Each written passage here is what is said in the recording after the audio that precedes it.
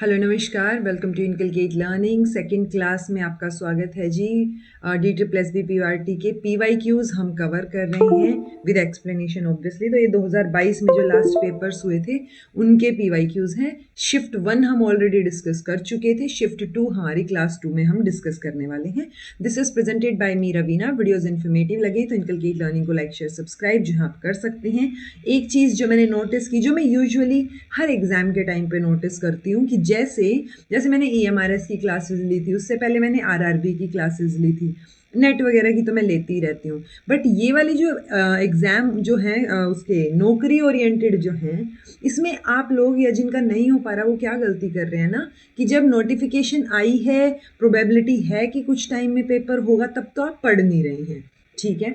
लेकिन जैसे ही पेपर की डेट आ गई और या फिर 15-20 दिन बच गए, तब आपके दिमाग में आता है कि अब तो हम पता नहीं, कोई हमें ना ऐसे जादू की छड़ी दे दे जिसको हम घुमाते ही नौकरी मिल जाए, ठीक है। सो ये सबसे बड़ी गलती कर रहे हैं बच्चे, क्योंकि आप देखेंगे जो फर्स्ट क्लास है, मैंने वेट किया कंपैरेटिवली, और वेट भी एज सच नहीं किया, वो हो गया सिचुएशंस के हिसाब से, कि फर्स्ट क्लास को डले ना आज 4 या 5 दिन हो गए हैं, ठीक है। और मेरे अब टाइम मिला है मुझे रिकॉर्ड करने का, तबीयत वगैरह और चीज़ों की वजह से, शेड्यूल की वजह से।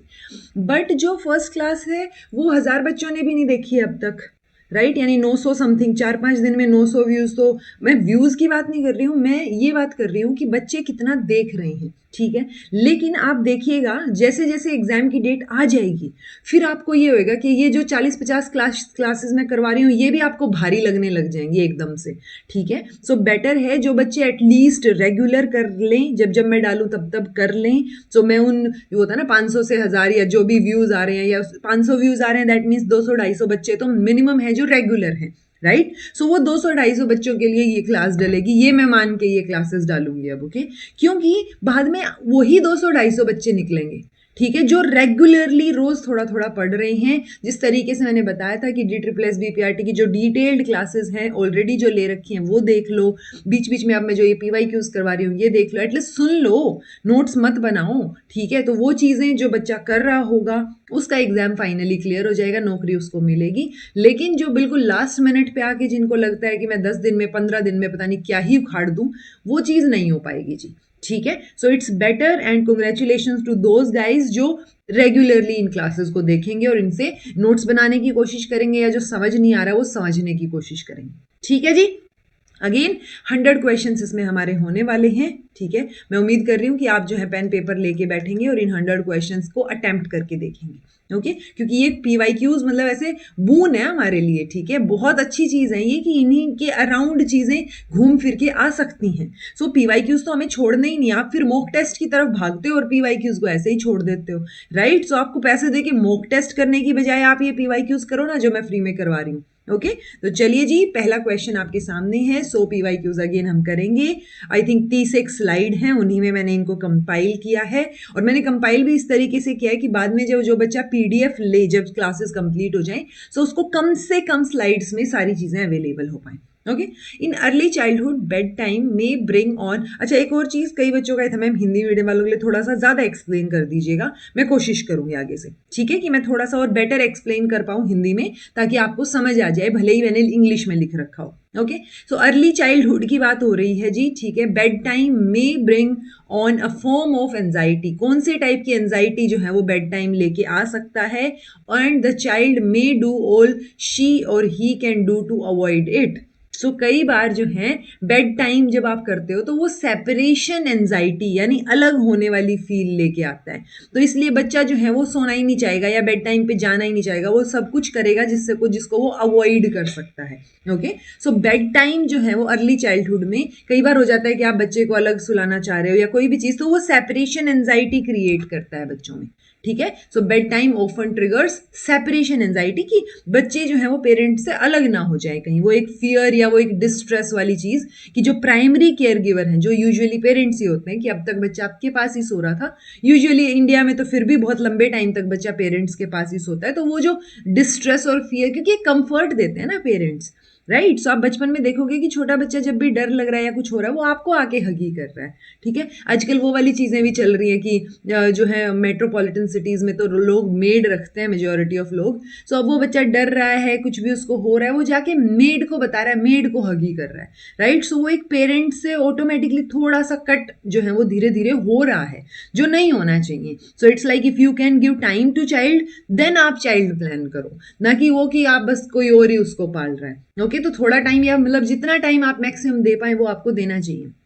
सो अर्ली चाइल्डहुड में जो बेड टाइम है कि अच्छा अब सोना है, तो बेड टाइम जो है वो सेपरेशन एंजाइटी को, पेरेंट से या केयर गिवर से अलग होने की एंजाइटी, जो फियर या जो डिस्ट्रेस है उसको जो है वो ट्रिगर करता है। तो ये आंसर आपका सेपरेशन एंजाइटी रहेगा। बच्चे जो है इसको अकेला रहने से, या वो होता है ना कंफर्ट, या वो जो आपके लव्ड वन की प्रेजेंस है वो आपको अच्छी लगती है, लेकिन उससे आप सेपरेट हो जाओगे, अकेले रह जाओगे, वो वाली फीलिंग बच्चों में आ जाती है। इसलिए वो कई बार फिर वो बेड टाइम पे जाना ही नहीं चाह रहे, वो अवॉइड करेंगे ये बिहेवियर, वो रोने लग जाएंगे, नहीं सोना है, डिले करेंगे स्लीप को, ठीक है, कि टाइम से सोने की बजाय वो जितना डिले उनसे हो पाएगा उतना करेंगे। तो वो चीज़ें आपको देखने को मिलेंगी। Okay, which parenting style value self expression and self regulation. तो कौन से पेरेंटिंग स्टाइल में सेल्फ एक्सप्रेशन और सेल्फ रेगुलेशन आपको देखने को मिलती है। हमने पेरेंटिंग स्टाइल ईएमआरएस के दौरान भी मैंने थोड़ा सा करवाया था।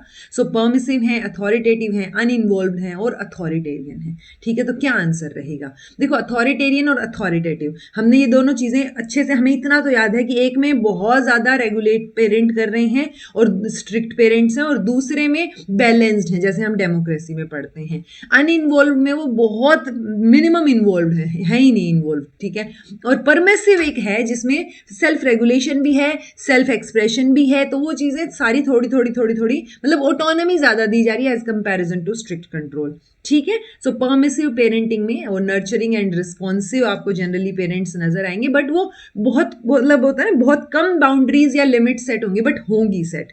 ओके, तो बच्चे की फ्रीडम को, बच्चे की जो फ्रीडम का एक्सप्रेशन है उसको वैल्यू किया जा रहा है, उसके कि वो खुद को एक्सप्रेस कर पाए, खुद को अपने हिसाब से रेगुलेट कर पाए, अपने कॉन्फ्लिक्ट्स खुद रिजोल्व कर पाए। तो वो चीज़ें वो खुद कर पाए, उसका टाइम या उसकी चीज़ें, उसकी परमिशन उसको दी जा रही है। अथॉरिटेटिव में क्या होगा, ये भी वैल्यू करता है ऑटोनॉमी को, बट इसमें बहुत ज्यादा clear expectation, clear boundaries, clear guidance, सब कुछ क्लियर बैलेंस्ड नजर आएगा, ठीक है। सो यहाँ पे ऑटोनॉमी है, लेकिन परमिसिव में थोड़ी सी ज्यादा है कंपैरेटिवली, और अनइन्वॉल्व्ड में तो क्या है, डिमांडिंगनेस या रिस्पॉन्सिवनेस है ही नहीं, कि पेरेंट्स आपसे डिमांड ही नहीं कर रहे हैं कुछ, ठीक है।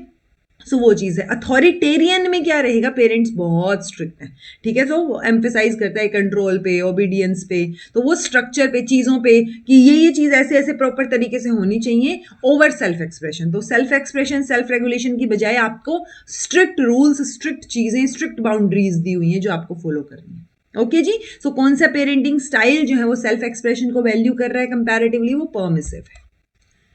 Concern with body image, that is how one's looks becomes increasingly important during, तो कौन सी एज में आप कैसे दिखते हो, आपकी बॉडी इमेज कैसी है, आप उससे बहुत कॉन्शियस हो जाते हो, कंसर्न हो जाते हो कि आप कैसे दिख रहे हो, दूसरे को आप कैसे लग रहे होगे, अच्छे भी लग रहे हो या नहीं लग रहे हो, कि सो ये चीज़ कहाँ कब जाके ज़्यादा इंपॉर्टेंट बन जाती है कि आप बॉडी इमेज के बारे में सोचने लग जाते हो। एडोलेसेंस के टाइम पे, ओल्ड एज के टाइम पे, ऑब्वियसली बुढ़ापे में थोड़ी ना आप सोचोगे कि आप क्या अट्रैक्टिव लग रहे हो कि नहीं लग रहे हो, आप एडोलेसेंस में सोचोगे। तो आंसर आपका ओनली वन आ जाएगा, ठीक है। सिंपल है ये, तो कोई दिक्कत नहीं होनी चाहिए। In context of play, which of the following statement is not correct regarding establishing an atmosphere of freedom?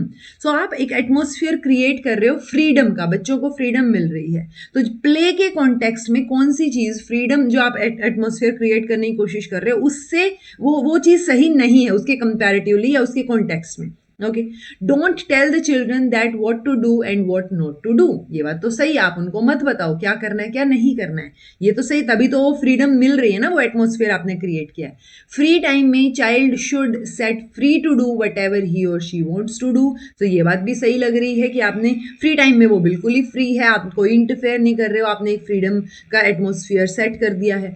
Encourage the timid children who is not playing to play. Not playing to play, यानी timid children मतलब जो शाय बच्चे हैं, जो nervous हो जाते हैं, जो नहीं खेल रहे हैं, सो आप उनको एनकरेज करो जो है खेलने के लिए। देखो देखने में ये बात बहुत अच्छी लग रही है कि आप एनकरेज करो, पर हमारे क्वेश्चन की ये डिमांड नहीं है। हमारा क्वेश्चन क्या बोल रहा है कि कौन सी चीज एटमोस्फियर ऑफ फ्रीडम आपने एस्टेब्लिश किया उसके कॉन्टेक्स्ट में सही नहीं है। अगर आप एनकरेज कर रहे हो दैट मीन्स वो फ्रीडम कहाँ है उसको, अगर उसको नहीं खेलना तो नहीं खेलना, यानी एटमोस्फियर ऑफ फ्रीडम में तो जो भी आपकी चॉइस है उसकी वैल्यू होनी चाहिए ना, कि आपका मन नहीं है, नहीं खेलना तो नहीं खेलना, खेलना है तो खेलना, सो वो फ्रीडम हुई ना कि आप उसको एनकरेज कर रहे हो कि वो खेले, right? Giving freedom when child give vent to their most aggressive and destructive impulses.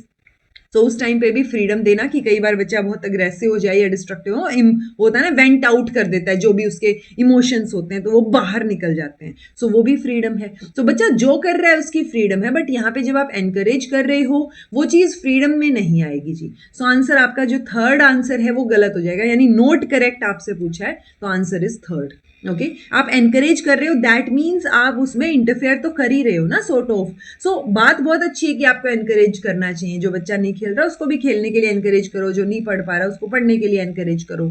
So encouragement is a good thing in terms of motivation, but यहाँ पे फ्रीडम की बात हो रही है। सो आंसर हमारा सी हो जाएगा, जो कि नॉट करेक्ट है, जो कि गलत है। Okay, which of the following statement is correct about adoptive families? जो फैमिलीज बच्चों को अडॉप्ट करती हैं उनके बारे में पूछा गया। देखो ये क्वेश्चन ऐसा नहीं है कि आपको कोई पढ़ा देगा, आपको समझने वाली चीज है। आप इमोशनली बैलेंस्ड रहेंगे, अगर इमोशनल कोशेंट आपका सही है आप समझ पाएंगे। Children adopted during infancy are more likely to have adjustment problems. नहीं, बल्कि उल्टा होना चाहिए। जो इन्फेंसी में ही आ गए हैं, जो बच्चा जिसको आइडिया ही नहीं है क्या चल रहा है, छोटा सा बच्चा है 5-6 महीने का है या बिल्कुल होते ही जो बच्चा है, तो जो इन्फेंसी वाले पीरियड में जिसको अडॉप्ट कर लिया गया है उसको तो सबसे कम प्रॉब्लम होनी चाहिए टेक्निकली। अगर बच्चा बड़ा हो गया है, उसको चीज़ों की समझ है, अब उसको ऐसे लग रहा है कि एक नए परिवार में जाके उसको एडजस्ट करना है क्योंकि उन्होंने अडॉप्ट किया है, वहां पे फिर भी दिक्कत आ सकती है थोड़ी बहुत, right. Adopting a foreign born child leads to many difficulties. तो ऐसा कुछ नहीं है, बहुत बार ऐसे आपने देखा होगा कि अब तो शायद बंद हो गया, वरना यहाँ से भी अडॉप्ट करके फॉरेन लेके जाते हैं बच्चों को। ओके, सो वो अडॉप्टिंग अ फॉरेन चाइल्ड जो है वो लीड्स टू मेनी डिफिकल्टीज, ऐसा बिल्कुल नहीं है जी। तो ये दोनों ही स्टेटमेंट जो है वो गलत नजर आ रही है जी। तो करेक्ट कौन सी है? Neither one nor two. Okay, चलिए, the term use for the quality to differentiate between bigger, smaller, more or less, यानी कंपैरिजन की बात हो रही है। सो ऑर्डिनैलिटी, कंजर्वेशन, कार्डिनैलिटी या फिर सेंट्रेशन। सेंट्रेशन तो चाहे कि आप किसी एक चीज के ऊपर फोकस्ड हो, सेंट्रलाइज्ड है, मतलब आपका फोकस ही एक चीज पे, एक क्वालिटी है, ठीक है। ऑर्डिनैलिटी रहेगा जी इसका आंसर, ठीक है। ऑर्डिनैलिटी में आप कंपैरिजन देखते हो, रिलेटिव पोजीशन जो है वो समझने की जब आप कोशिश करते हो तो ऑर्डिनैलिटी है। कंजर्वेशन में आप ये समझते हो कि क्वांटिटी जो है वो अपीयरेंस की वजह से चेंज नहीं होगी। एक ग्लास पानी आपने ग्लास में रख रखा है, बाल्टी में रख रखा है या ड्रम में रख रखा है, वो एक ही ग्लास रहेगा। ओके, कार्डिनैलिटी जो है वो last number counted shows the total quantity, तो वो कार्डिनैलिटी भी नहीं है बिगर स्मॉलर में तो। और सेंट्रेशन में आप सिर्फ एक ही फीचर के ऊपर, यानी ओवरऑल एक चीज के ऊपर सेंट्रलाइज्ड हो आप, ठीक है, उसके ऊपर फोकस कर रहे हो। तो आंसर आपका ऑर्डिनैलिटी हो जाएगा। ये वर्ड्स अब आपको थोड़े समझ आने चाहिए ताकि कल को अगर सेम वर्ड आ जाए तो आपको पता हो कि मतलब क्या है। Which of the following statement is correct? During middle childhood, यानी वही होता ना कॉन्क्रीट ऑपरेशनल वाली स्टेज 7 से 11-12 वो अराउंड लगा लो आप। तो during middle childhood the peer groups of children are usually all girls और all boys, यानी सिर्फ गर्ल्स के और बॉयज के ग्रुप दिखेंगे आपको, यानी सेम जेंडर के साथ आप दोस्ती करते हुए प्रेफरेंस आपकी वो दिखेगी। Girls are more mature than boys in middle childhood, तो देखो girls are usually more mature at every stage. Okay, so इसीलिए आप देखेंगे कि लड़कियों की शादी की उम्र 18 है मिनिमम और लड़कों की शादी की उम्र 21 है। सो वो आप देख सकते हो, ये भी एक मेन रीजन है कि लड़कियां कंपैरेटिवली जल्दी मेच्योर हो जाती हैं, ठीक है। सो ये दोनों ही स्टेटमेंट बिल्कुल सही है जी, बोथ 1 and 2। मिडिल चाइल्डहुड में चिल्ड्रन जो है वो सेम जेंडर पीयर ग्रुप के साथ आपको ग्रुप बनाते हुए दिखेंगे, मतलब सेम जेंडर पीयर ग्रुप्स आपको दिखेंगे। बॉयज जो हैं वो बॉयज के साथ, यानी बड़े ग्रुप में लड़के लड़के खेल रहे हैं, जो कॉम्पिटिटिव और रिस्क टेकिंग गेम्स होंगे वो खेलते हुए दिखते हैं। जबकि गर्ल्स जो है वो स्मॉलर और मोर इंटीमेट ग्रुप्स बनाती हैं, उनका इंटरपर्सनल रिलेशनशिप, कोऑपरेशन, इन चीज़ों पे ज़्यादा फोकस होता है। Okay, which of the following can be hazardous to the personal and social adjustment of child? So बच्चे के पर्सनल और सोशल लेवल पे बच्चा एडजस्ट कर पाए उसके लिए क्या चीज सबसे गड़बड़ है? ठीक है, so pressurising child to play games which is believe to be appropriate for their sex. So ये तो बहुत गलत चीज है. ऑब्वियसली ये हैजार्डियस हो गई कि आप लड़की है तो आप उसको प्रेशराइज कर रहे हो कि वो बैट बॉल ना खेले या कोई आउटडोर गेम ना खेले. ठीक है, अपनी एज के ना अपनी सेक्स के हिसाब से यानी लड़का और लड़की के हिसाब से आप गेम खेलने पे प्रेशराइज कर रहे हो तो ये तो गलत बात है. Feeding them exceptionally healthy food, बहुत अच्छा फूड आप उनको खिला रहे हो, ये तो चीज़ सही है, ये तो हैजार्डियस नहीं है. ठीक है, तो ये चीज़ सही है जी, ये गलत है जी. तो हैजार्डियस ही आपसे पूछा है, तो आंसर आपका क्या हो जाएगा? डी, ओनली वन आपका आंसर हो जाएगा. Which of the following is correct about self concept? अगर आपको याद हो तो सेल्फ कॉन्सेप्ट की बात हमने पिछली क्लास में की थी. Descriptive mental picture of one's abilities and traits और evaluative mental picture. So answer आपका दोनों सही है. ठीक है, अच्छा okay, it is not a cognitive construction. Obviously it is a cognitive construction. दिमाग में ही चल रही है जो आप कॉन्सेप्ट बना रहे हो, सेल्फ कॉन्सेप्ट है या जो बाकी सेल्फ परसेप्शन है, सेल्फ रेगुलेशन, ये सारी चीजें ही कॉग्निटिव कंस्ट्रक्शन है. ओके, सो ये जो नोट वर्ड है ये गड़बड़ हो गया. So first and second answer हो. In context of friendship in middle childhood, which aggression is aimed at achieving an objective? सो देखो दो तरीके की अग्रेशन दे रखे हैं, होस्टाइल अग्रेशन और instrumental aggression. Hostile aggression genuinely जो अग्रेशन होता है उसकी बात हो रही है. इंस्ट्रूमेंटल अग्रेशन जो है वो अपने गोल को, अपने ऑब्जेक्टिव को अचीव करने के लिए जो आप जी तोड़ मेहनत कर रहे हो, अग्रेसिव हो अपने गोल के लिए, वो आपका इंस्ट्रूमेंटल अग्रेशन है. सो आंसर आपका सेकेंड रहेगा. ठीक है, होस्टाइल अग्रेशन में प्राइमरीली मोटिवेशन एंगर से, गुस्से की वजह से या दुख, हर्ट हो गए आप उन चीजों की वजह से, ना कि मेन गोल आपका, मतलब मेन गोल या ऑब्जेक्टिव की वजह से आप अग्रेसिव हो. नहीं, जब आपका प्राइमरी पर्पस उसको अचीव करने के लिए है, इट्स लाइक बच्चे जो है वो एक दूसरे को पुश कर रहे हैं फ्रंट में आने के लिए कि मुझे लाइन में सबसे आगे खड़ा होना है, तो वो पुशिंग उनको हर्ट करने के लिए नहीं है, वो बस अपने आप उस लाइन में अपने गोल को अचीव करने के लिए, अपने आप को आगे खड़ा करने के लिए है. ठीक है, सो वो चीज है कि हार्म जो है विक्टिम को वो हो सकता है बट इंटेंट नहीं है हार्म वाला, तो वो इंस्ट्रूमेंटल है. बट जब इंटेंट ही हार्म वाला हो कि आप किसी को थप्पड़ मारा ही इसलिए कि लग जाए, ठीक है, तो वो चीज क्या है? आपका होस्टाइल अग्रेशन है. ओके, बेडलीज का मॉडल जो है an element of working memory that controls the processing of information. So कौन सा एलिमेंट जो है वर्किंग मेमोरी का? तो ये बेडली का वर्किंग मेमोरी का मॉडल है जी, जो आपको पता होना चाहिए, जो मैं अभी बता दूंगी.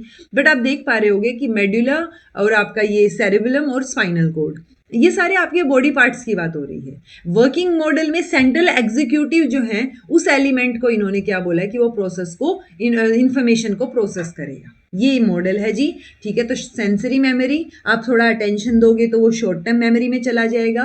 फिर आती है वर्किंग मेमोरी. वर्किंग मेमोरी में ये चार एलिमेंट हैं जो आपको पता होने चाहिए. सेंट्रल एग्जीक्यूटिव, सेंट्रल एग्जीक्यूटिव जो आपकी अटेंशन को कंट्रोल करेगा, एक तरीके से जैसे बॉस होता है ना, तो बॉस की तरह काम करेगा ये.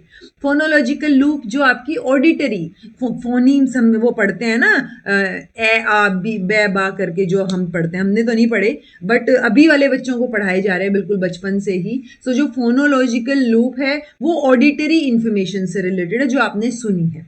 विजुअल स्पैटियल स्केच पैड जो आपने देखी है, विजुअल और स्पैटियल इंफॉर्मेशन जहां से आपको मिल रही है. और बाद में एक ऐड किया गया एपिसोडिक बफर जो ये सारी इंफॉर्मेशन को क्या करेगा, क्रिएट, वो इंफॉर्मेशन को इंटीग्रेट करके एक एपिसोड की तरह आपको दिखाएगा. ठीक है, तो ये मॉडल बेसिकली ये एक्सप्लेन करता है कि कैसे हम टेम्परली होल्ड या मैनिपुलेट कर सकते हैं इंफॉर्मेशन को कॉम्प्लेक्स टास्क के लिए. ओके, सो सेंट्रल एग्जीक्यूटिव बॉस की तरह जो एग्जीक्यूट करेगा सारी चीज़ों को, आपके अटेंशन को डायरेक्ट करेगा. जो आपका ये बिल्कुल स्लेव सिस्टम है, इसको आप कोऑर्डिनेट कर रहे हो, मैनेज कर रहा है कोग्निटिव रिसोर्सेज को, सारी चीज़ों को. फोनोलॉजिकल लूप में जो ऑडिटरी इंफॉर्मेशन हैंडल करेगा. विजुअल स्पैटियल स्केच पैड में वो आपकी मेंटल पिक्चर्स या मेंटल वो देखने, विजुअल जो लेवल पे ना, विजुअल और स्पेस में जो चीज़ें उनको देखने के लिए, अब कैसे आप नेविगेट कर रहे हो उन चीज़ों के लिए है. और एपिसोडिक बफर जो है वो इन्फॉर्मेशन को, जो भी इस लूप में इन्फॉर्मेशन है उसको बाइंड करेगा, तीनों चीज़ों को. और ये लॉन्ग टर्म मेमोरी, ठीक है, तो लॉन्ग टर्म मेमोरी, फोनोलॉजी, इन सारी चीज़ों को बाइंड करने का काम जो है वो एपिसोडिक बफर करेगा. एक एपिसोड क्रिएट करेगा ताकि आपको एक स्टोरी की तरह चीज़ें याद हो जाए. ओके, जो of the following is the memory that produces scripts of familiar routine. Scripts कौन रेडी करेगा? Generic memory, episodic. तो एपिसोडिक में तो हमने कोई स्क्रिप्ट जैसा जनरेशन की बात नहीं की, तो आंसर आपका क्या हो जाएगा जी? Generic memory. ठीक है, तो ये वो मेमोरी है जो फैमिलियर रूटीन्स की जो है वो प्रोड्यूस स्क्रिप्ट्स, उनसे एक स्क्रिप्ट प्रोड्यूस करेगी। यानी ये जो स्क्रिप्ट्स होंगी ये general knowledge structures about common activities, so typical चीजें कि आप कब क्या कर रहे हो, तो वो रूटीन के हिसाब से आपकी जो है वो एक स्क्रिप्ट रेडी कर देता है मेमोरी के अंदर, तो वो generic memory. Which of the following statement is correct? Sleep terror memory persist for 2 days और persistent nightmares signal excessive stress। तो देखो persistent nightmares मतलब लगातार आपको जो है बुरे सपने आ रहे हैं, तो वो किस चीज़ का सिग्नल हो सकता है? वो excessive stress का सिग्नल हो सकता है कि आपको बहुत ज़्यादा स्ट्रेस है जिसकी वजह से आपको रोज़ रोज़ जो है persistently बुरे सपने आ रहे हैं। तो ये बात तो ठीक है जी, लेकिन जो स्लीप टेरर मेमोरी है वो 2 दिन तक परसिस्ट नहीं करती। स्लीप टेरर मतलब कि आपके जो नींद में मान लो कोई बुरा सपना आया, कोई चीज़ हुई, वो आपको थोड़ा बहुत याद हो सकता है, अदरवाइज आप भूल जाते हो, सुबह उठने तक भी भूल जाते हो बहुत बार, और 2 दिन तक तो बिल्कुल भी याद नहीं रहती वो चीज़। ठीक है, सो जो स्लीप टेरर एपिसोड होगा वो टिपिकली नो और very little dream imagery recalled, यानी बहुत कम टाइम के लिए आप उसको याद रख पाते हो। ठीक है, सो वो एमनीशिया हो जाता है उस इवेंट के बाद जो है आपको, कि आपको वो 2 दिन तक तो बिल्कुल याद नहीं रखोगे, वो बहुत कम टाइम तक याद रहता है। दूसरा ये परसिस्टेंट और रिकरेंट नाइटमेयर्स, जो सिम्टम हो सकते हैं एक्सेसिव स्ट्रेस, एंजाइटी, इन चीज़ों का, या पोस्ट ट्रॉमेटिक स्ट्रेस डिसऑर्डर हो सकता है। तो स्ट्रेस और एंजाइटी जो है अगर बहुत ज़्यादा है तो उसकी वजह से भी आपको बुरे सपने और अजीब अजीब चीज़ें सपने में आ सकती हैं। Which of the following is correct about conventional level of moral development of Kohlberg? तो कोलबर्ग की थियरी हमने की हुई है, 3 लेवल्स किए हुए हैं, 6 स्टेजेस की हुई हैं, प्री कन्वेंशनल, पोस्ट कन्वेंशनल और पोस्ट कन्वेंशनल। हमसे कन्वेंशनल लेवल का पूछा है। Outcome defines weather a action was good और नॉट। ठीक है, social rules defines the morality of an action. If needs have been met then action was good. Moral principles defines the goodness of an action, n आएगा। ठीक है, answer आपका second हो जाएगा। Social rules जब आपके डिफाइन करते हैं मोरालिटी को, जब मोरल प्रिंसिपल्स डिफाइन करते हैं तो वो लास्ट स्टेज में चला गया। ठीक है, तो आंसर आपका सेकंड हो जाएगा। रिपीटेटिव एंटी सोशल एक्ट, वेंडलाइज्म या वेंडलिज्म या फिर रेप, ये तरीके के जो एक्ट हैं, violating societal norms comes under which disorder. तो रिपीटेटिवली आप जो है एंटी सोशल एक्ट्स कर रहे हो तो वो किसके अंडर आते हैं? Conduct disorder, obsessive compulsive disorder OCD, depression, या फिर ओपोजिशनल डेफिएंट डिसऑर्डर। तो आंसर क्या हो जाएगा जी? आपका कंडक्ट गलत है। ठीक है, कंडक्ट को सही करने के लिए ही हम मोरल नैतिक शिक्षा पढ़ाते हैं, मोरल एजुकेशन देते हैं। सो ये आपका कंडक्ट डिसऑर्डर हो जाएगा, जिसमें behavioural disorder categorised by a pattern of कि एग्रेसिव, डिस्ट्रक्टिव, डिसाइडफुल बिहेवियर, यानी सही नहीं है चीज़ें और आप वायलेट कर रहे हो, जो ये आपके वायलेशन हो रहा है रूल्स का सोशल लेवल पे जो चीज़ें हैं। ठीक है, रही बात ओसीडी, डिप्रेशन और ओपोजिशनल डेफिएंट डिसऑर्डर की, सो इसमें भी डेफिएंट, होस्टाइल, डिसोबीडियंट बिहेवियर नजर आएगा, primarily directed towards authority figures, but in general इसको कम सीवियर कंडक्ट किया जाता है, सीवियर कंसीडर किया जाता है एज कंपैरिजन टू जो आपका conduct disorder. Okay, obsessive compulsive disorder हमें पता है किसी चीज को रिपीटेडली करना, उसके लिए आप ऑब्सेस्ड हो। किसी को सफाई बहुत पसंद है तो उसको बिल्कुल एक चीज यूं की यूं रखी भी नहीं पसंद आएगी, तो वो क्या है? ओसीडी है उनको। ठीक है, डिप्रेशन, मूड डिसऑर्डर जो हो जाता है परसिस्टेंटली, आप सैड हो, चुपचाप बैठे हो, लॉस ऑफ इंटरेस्ट है, किसी एक्टिविटी में मजा नहीं आ रहा है, तो आप डिप्रेस्ड फॉर्म में हो। With respect to cognitive development, ability to order items along a quantitative dimension is called. So cognitive development की अगर हम कॉन्टेक्स्ट में देखें, सो एबिलिटी टू ऑर्डर आइटम्स, यानी आप सीक्वेंस में लगा पा रहे हो उनको, एक सीरीज में लगा पा रहे हो, ऑर्डर में लगा पा रहे हो। क्वांटिटेटिव डायमेंशन की जब बात आ रही है, ओके, तो सीरिएशन है, इंडक्टिव रीजनिंग है, देन ट्रांजिटिव इन्फरेंस है, या फिर क्लास इंक्लूजन है। ऑब्वियसली आंसर आपका फर्स्ट आएगा। हमने पढ़ा भी है जब हमने ये देखा था कि कौन सी स्टेज में बच्चा सीरीज में लगा पाता है। बताओ, प्री ऑपरेशनल में लगा पाता है या कॉन्क्रीट ऑपरेशनल में? पढ़ा है ना हमने उन स्टेजेस में, ये सीरिएशन वर्ड पहले भी पढ़ा हुआ है आपने, बाकी जो छोटे मोटे एग्जाम दिए होंगे उनमें भी पढ़ा हुआ होगा, अदरवाइज जो हम लास्ट में कॉन्सेप्ट करेंगे उसमें भी हम करेंगे। ठीक है, तो सीरिएशन होता है जी सीरीज में लगाना, ये कॉग्निटिव एबिलिटी होती है जो कॉन्क्रीट ऑपरेशनल स्टेज के दौरान आती है। ओके, देन इंडक्टिव रीजनिंग हमें पता है कि जनरल कंक्लूजन्स जब आप स्पेसिफिक ऑब्जर्वेशन से बनाते हो, यानी जब आप स्पेसिफिक टू जनरल जाते हो, तो ये ऑर्डर से रिलेटेड ही नहीं है जो हमसे क्वेश्चन में पूछा है। ट्रांजिटिव इन्फरेंस क्या हो जाएगा, आप जब एक रिलेशनशिप में डिड्यूस कर रहे हो चीजें, तो ability to deduce a relationship between two objects based on their relationship with a third. तो वो चीज होती है ना, A is equal to B, B is equal to C, तो A is equal to C, वो वाली चीज कि आपने इन दोनों में एक रिलेशनशिप निकाला है इन बाकियों के आपस के रिलेशनशिप के हिसाब से। देन है क्लास इंक्लूजन, तो ये कैटेगरी जिसमें कि क्लास इंक्लूजन मतलब इस क्लास में क्या क्या चीजें इंक्लूडेड हैं। ठीक है, तो पर्टिकुलरली एक कैटेगरी में क्या क्या सब कैटेगरीज हैं उन चीजों से रिलेटेड है ये, ना कि आपके ऑर्डर से रिलेटेड है। एक्सपीरियंशियल एलिमेंट ऑफ इंटेलिजेंसेस, तो इंटेलिजेंस की बात हो रही है, इंटेलिजेंस में हमने कई एलिमेंट्स पढ़े हैं, तो कौन एक्सपीरियंशियल एलिमेंट जो है वो किससे रिलेटेड है, कॉम्पोनेंशियल से, प्रैक्टिकल से, क्रिएटिव से और एनालिटिक से। आंसर आपका क्रिएटिव आ जाएगा जी।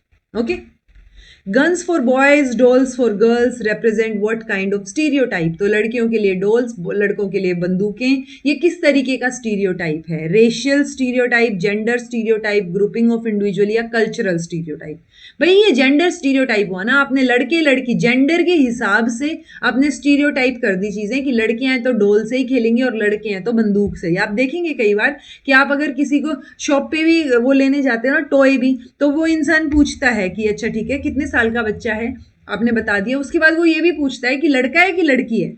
ठीक है, तो वो आप देखोगे कि आप इनफैक्ट जब आप कपड़े खरीदने जाते हो तब भी आपसे पूछते हैं। ठीक है, स्पेशली अब मेरे बेबी है तो मैंने ये चीजें और ऑब्जर्व की हैं, देखी हैं कि आप कपड़े खरीदने भी जा रहे हो तो वो पूछेंगे अच्छा लड़के के लिए लेने, लड़की, अरे छोटा सा बच्चा है उसमें क्या लड़का लड़की वाली चीज है ना। अभी तक तो बच्चे में भी जेंडर कॉन्स्टेंसी नहीं आई है, उससे पहले वो जेंडर कॉन्स्टेंसी लेके आना चाह रहे हैं कि भाई लड़की है और इसी तरीके के फ्रॉक ही पहनेगी, भले ही वो बेचारी 1 साल की लड़की हो। सो दैट्स रॉन्ग, वो जेंडर से रिलेटेड स्टीरियोटाइप है, सो जेंडर स्टीरियोटाइप आपका आंसर हो जाएगा।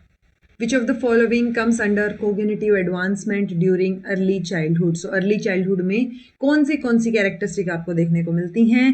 सेंट्रेशन, अच्छा ओके, कॉग्निटिव एडवांसमेंट पूछा है और आपसे ना, एडवांसमेंट यानी जो चीज और बेटर है कॉग्निशन के लिए। सो सेंट्रेशन है, यूज ऑफ सिंबल्स है, theory of mind, theory of mind हमने लास्ट क्लास में भी की थी।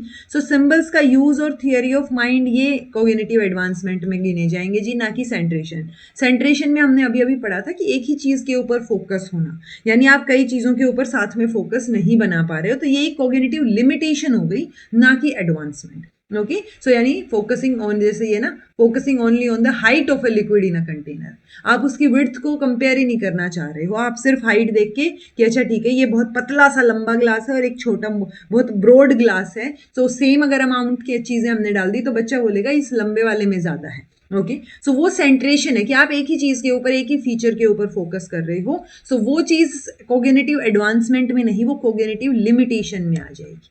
Okay, which of the following statements is correct regarding the eating habits of preschoolers? So preschoolers eat less in proportion to their size than infant. Okay, यानी infant आप यूँ लगा कि चलो बचपन छोटे बच्चे बिल्कुल 0 से 1.5 साल 2 साल तक का बच्चा आप लगा सकते हो। आप 2 से क्योंकि 3 या 4 साल, अब तो 3 साल का बच्चा स्कूल जाने लग गया है, तो आप ये लगा लो 2 से 4 साल या 2 से 3 3.5 साल के बच्चे का कंपैरिजन आप कर रहे हो। ठीक है, कि इन्फेंट ज्यादा जो है वो प्रोपोर्शन में खाते हैं या जो थोड़ा सा बच्चा बड़ा हो गया है वो वाला। तो इन्फेंट जो है उनकी ग्रोथ बहुत फास्ट हो रही होती है। ठीक है, सो वो होता है ना कि 0 से 2 ईयर्स में बहुत फास्ट ग्रोथ होती है। आप छोटा सा देखते हो बच्चा और वो एकदम से बड़ा होता होता होता आप 1 साल तक उसको चलने भी लग गया है, उसके दांत भी आ गए हैं, सो काफी फास्ट ग्रोथ हो रही होती है, बहुत कुछ चीजें हो रही होती है। तो इन्फेंट का प्रोपोर्शन साइज जो है वो ज्यादा होता है एज कंपेरिजन टू जो आपका प्री स्कूलर है उसके कंपेरिजन में। So preschoolers eat less, ये बात बिल्कुल ठीक है जी, preschoolers eat less in proportion to their size than infant. Growth change मैंने बता दिया, ग्रोथ रेट में चेंज होता है, पहले बहुत रैपिडली ग्रो हो रहे होते हैं, उसके बाद थोड़ी सी स्लो हो जाती हैं चीज़ें। इनफैक्ट आप देखेंगे इन्फेंसी में तो रोज स्टार्टिंग में आप देखेंगे कि रोज 30 ग्राम 20 ग्राम वजन बढ़ना चाहिए बच्चे का। ठीक है, उसके बाद जो है वो कम हो जाता है, वो 10 ग्राम तक रह जाती हैं चीज़ें। ऐसे ही डिक्रीज्ड प्रोपोर्शनल नीड्स, सो वो नीड्स जो है उनकी कम हो जाती है कि इन्फेंट को हो सकता है 45 कैलोरीज पर pound of body weight per day चाहिए, जबकि प्री स्कूलर्स जो है उसको 32 कैलोरीज चाहिए। सो वो चीज़ें हैं कि किसको कितनी ज़रूरत है। तो इन्फेंट में बहुत ग्रोथ चेंजेस हो रहे होते हैं, बहुत ग्रो मतलब होता है ना, रेट भी फास्ट होता है उस टाइम पे, तो उसको ज़्यादा कैलोरीज चाहिए होती है एज कंपेरिजन टू आपका प्री स्कूलर, यानी जो स्कूल गया नहीं है उससे जस्ट पहले की बात हो रही है। In India, the centrally sponsored scheme for integrated education for children with disability was launched in. So IEDC, Integrated Education Scheme for Disabled Children, ऐसा करके थी ये, ठीक है।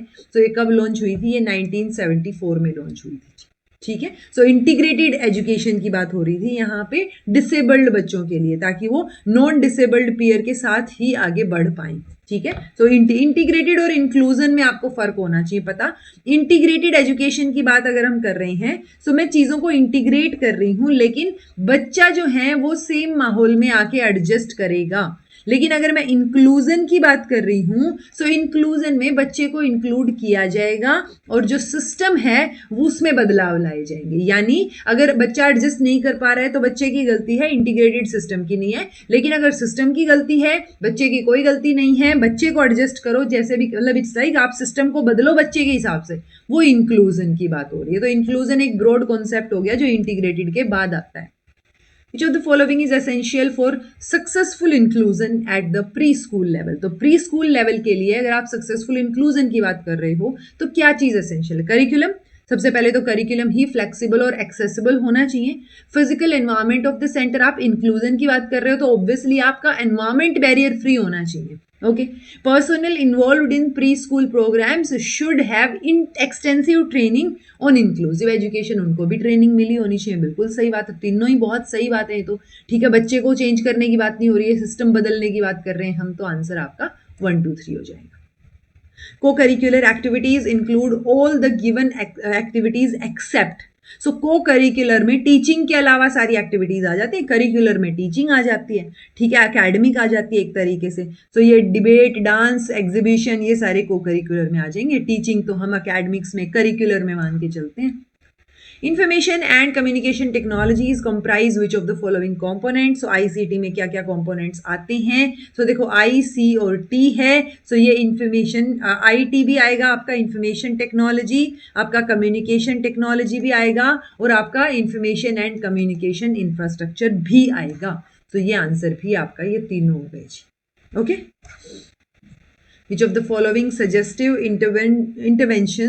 intervention strategies can help in addressing the issues related to inclusion of scheduled caste children in school. So कौन सी जो यहाँ पे suggestive intervention strategies हैं जो help कर सकती हैं scheduled caste के बच्चों के issues से, मतलब उनको address करने से related। मॉनिटर करो आप उनकी अटेंडेंस और retention should be done regularly, बिल्कुल सही बात है। उनके इश्यूज पता चल जाएंगे, आप जो है रेगुलरली उनकी अटेंडेंस मॉनिटर करोगे, वो ड्रॉप आउट तो नहीं कर रहे हैं, रिटेन हो रहे हैं स्कूल में, वो चीज मॉनिटर करो। Recruitment of scheduled caste teachers with experience of working with scheduled caste children. Answer क्या रहेगा? आंसर आपका फर्स्ट एंड सेकेंड, ठीक है, कि शेड्यूल्ड कास्ट टीचर्स आप रिक्रूट करो। अब देखते भी हो कि जब रिक्रूटमेंट्स होती हैं उस टाइम पे भी अलग अलग जो है वो पोस्ट रिजर्व्ड होती हैं कि अच्छा ये एससी की हैं, ये एसटी की हैं, या ये आपके पीडब्ल्यूडीज की हैं, पर्सन विद डिसेबिलिटीज की। सो वो अलग अलग रिक्रूटमेंट्स आपको नजर आएंगी। सो वो उन्होंने काम किया है, वो इस सिचुएशन से गए हैं, तो वो बेटर तरीके से उन बच्चों को समझ पाएंगे। Okay, which therapy helps children who are affected by injury or disability through movement, exercise or manual therapy? Speech therapy, occupational, physical या cognitive? तो देखो हम मूवमेंट की, एक्सरसाइज की बात कर रहे हैं, तो ये कोग्निटिव लेवल पे तो नहीं हो रहा है, तो फिजिकल थेरेपी की बात हो रही है, मैनुअल थेरेपी की बात हो रही है। ओके, कि आपको कोई दिक्कत होगी तो कोई फिजिकल थेरेपी आपको दी जा रही है। Right of Children to Free and Compulsory Education Act 2009 extend the whole of India except the state of। तो देखो वैसे तो ये क्वेश्चन 2022 में आया है, but still Jammu and Kashmir में, क्योंकि एक एक्सेप्शन वही हम लेके चल रहे थे जम्मू एंड कश्मीर का, लेकिन जैसे ही वो 370 अबोलिश हुआ है, उसके बाद आर्टिकल 370 जब अबोलिश हो गया, तो ये यहाँ पे भी लागू हो रहा है टेक्निकली, ठीक है। सो बट अगर फिर भी ऐसा कोई क्वेश्चन आता है तो एक्सेप्ट में आप किसकी बात लेके चलोगे? कि जम्मू एंड कश्मीर की लेके चलोगे, बाकी सब जगह पे अपना जो एक्ट, अब तो ये सारी जगह पे ही एप्लीकेबल है, बट स्टिल ऐसा कोई क्वेश्चन आ जाए तो आप जो है जम्मू एंड कश्मीर के साथ ही जाओगे। ओके, ओरिजिनल एक्ट में एक्सेप्शन था, हो सकता है वो ओरिजिनल वर्ड भी यूज कर लें, ठीक है। तो जो एक्ट का ओरिजिनल एक्सेप्शन था वो जम्मू कश्मीर था, बट कॉन्स्टिट्यूशनल लीगल लैंडस्केप जैसे ही चेंज हुआ है तो एक्ट अब पूरे इंडिया पे अप्लाई हो रहा है, ये बात आपको पता होनी चाहिए। Observation is a common and natural method of human learning, सही बात है। Which of the following statement is correct regarding observational learning, मैं चिल्ला चिल्ला के बता चुकी हूँ, ये तो कई बार आ चुका है। बंडूरा की जो ऑब्जर्वेशनल लर्निंग की थियरी है उसी को हम विकैरियस लर्निंग, मॉडलिंग, ये सारी चीजें वही बोलते हैं, ठीक है। तो पहला ऑप्शन तो ठीक है, it is also known as vicarious learning. Then है आपका the dynamic process of reconstruction is involved in observational learning, तो आप रिकंस्ट्रक्ट कर रहे हो और डायनेमिक प्रोसेस है वो इन्वॉल्व है इसमें, तो बात दोनों ही सही है ये, ठीक है। तो आंसर आपका 1 एंड 2 हो जाएगा। स्कूल्स में quantitative data can be in form of, तो क्वांटिटेटिव डाटा किस फॉर्म में हो सकता है? सर्कुलर्स की फॉर्म में, मेमोरेंडम की फॉर्म में, अप्रेजल की फॉर्म में, या रिपोर्ट कार्ड। अब स्कूल लेवल की बात कर रहे हो तो रिपोर्ट कार्ड में ही होगा ना। अप्रेजल, मेमोरेंडम, ये तो थोड़ा सा कॉर्पोरेट लेवल के वर्ड भी हो गए, प्लस ये बच्चों के लिए तो यूज नहीं करते ना हम ये वर्ड्स, तो ये रिपोर्ट कार्ड्स यूज करते हैं जी। क्वांटिटेटिव डाटा आपको उसमें मिल जाएगा। Which type of motivation is driven by interest or pleasure? ये क्वेश्चन तो पढ़ते ही आपको पता होना चाहिए, जब अंदर इंट्रिंसिक बात हो रही है, इंटरेस्ट की बात हो रही है, तो इंट्रिंसिक मोटिवेशन है ये, ठीक है। Which of the following statement is correct regarding the e-Pathshala mobile application? So this application was launched by Union Ministry of Education in 2016. All the digital textbooks of NCERT can be freely accessed. Application interface is available in Hindi and English only. So ये Hindi English नहीं है, Hindi English Urdu में available है जी application का interface, अगर आप देखोगे तो ये स्टेटमेंट तो गलत हो गई, ठीक है। और एक्सेस कर सकते हो आप फ्रीली, ये बात बिल्कुल सही है सेकंड वाली, बट ये एनसीईआरटी और मिनिस्ट्री ऑफ एजुकेशन उस टाइम पे नहीं था, एमएचआरडी था। सो एमएचआरडी और एनसीईआरटी के मिलके इन्होंने ये एप्लीकेशन लॉन्च की थी, तो पहला ऑप्शन भी गलत हो गया, ठीक है। सो आईसीटी के यूज को प्रमोट करने के लिए था ये, एमएचआरडी और एनसीईआरटी ने मिलकर डेवलप किया। नवंबर 2015 में जो है इसको वो शोकेस कर दिया था, डेवलप किया था अपने। और उसके बाद अगर आप देखोगे तो ये बहुत स्मॉल साइज की ऐप है, बहुत कम मेमोरी की जरूरत होती है, इसका इंटरफेस जो है हिंदी, इंग्लिश और उर्दू लैंग्वेजेस में अवेलेबल है। Okay, which of the following represent symbol, ये 2015 याद रखना, हो सकता है कभी कोई क्रोनोलॉजी में कोई चीज पूछ ली जाए। विच of the following represent symbolic idea of emulation? So emulation भी इमिटेशन जैसा ही है, ओके। सो जब आप इमिटेट करके सीखते हो किसी से, तो सिबलिंग से, कॉमिक कैरेक्टर से, रिलेटिव से या टीचर से, तो सिंबॉलिक आइडिया आपसे पूछा है, तो सिंबॉलिक फॉर्म में तो कॉमिक कैरेक्टर रिप्रेजेंट करेगा ना।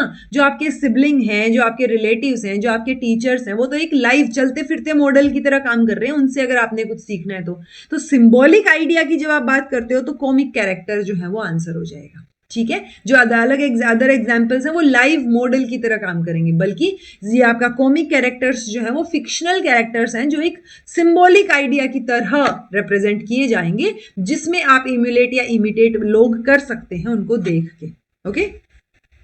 If child A is suffering from mental illness, he will show all the given characteristics except, कौन सी कैरेक्टरिस्टिक वो शो नहीं करेगा? अगर मेंटल इलनेस है तो कंसंट्रेट करने में दिक्कत होगी, ठीक है। बिहेवियरल चेंज आपको नजर आ सकता है, कोई वेट गेन या वेट लॉस हुआ है वो अनएक्सप्लेन्ड हो सकता है, नहीं पता आपको, बट गटकने में, स्वॉलो करने में थोड़ी ना दिक्कत होगी, ठीक है। तो एक्सेप्ट पहले वाली कैरेक्टरिस्टिक, ठीक है। तो डिफिकल्टी इन स्वेलोइंग नहीं होगी, अगर मेंटल इलनेस है तो वो आराम से गटक सकते हैं चीजें, ठीक है। पानी पी लिया, खाना खा लिया, उसमें कोई दिक्कत नहीं होगी स्वेलो करने में, बट बाकी चीजों में दिक्कत हो सकती है मेंटल इलनेस में।